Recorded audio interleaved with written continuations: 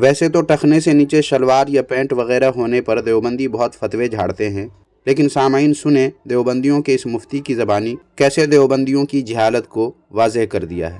حضور اکرم صلی اللہ علیہ وسلم جو آدمی کبر کی وجہ سے ٹخنوں سے نیچے کا لباس پہنے گا جہنم میں جائے گا۔ اسبال اسے کہتے تھے، یار پڑھو تو صحیح نا اسبال چیز کیا ہے؟ چیز یہ تھی کہ بڑے بڑے سردار اور ملکائیں یہ لمبے لمبے ترے اور یہ لمبے لمبے شملے، پیچھے 10 آدمی ملکہ کا لباس اٹھا کر چل رہے ہیں اور 15 آدمی ان کی پگڑی جو پیچھے لٹک رہی ہے وہ چل رہی ہے، اور جو کرتا پہنا ہوا ہے کرتے کا پچھلا بر اتنا بڑا ہے کہ 50 آدمی بادشاہ سلامت کا بر اٹھا کر چل رہے ہیں۔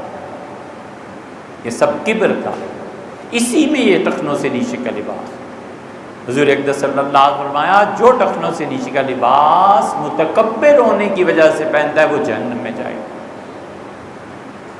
جس آدمی کو کبر کا پتہ ہی نہیں ہے یار، جس قوم میں یہ رواج ہی نہیں رہا، وقت گزرنے کے ساتھ حالات بدل گئے، اب کوئی ٹخنوں سے نیچے شلوار اگر رکھتا ہے پہنتا ہے، آپ کیوں اس پہ فتوے لگاتے ہیں؟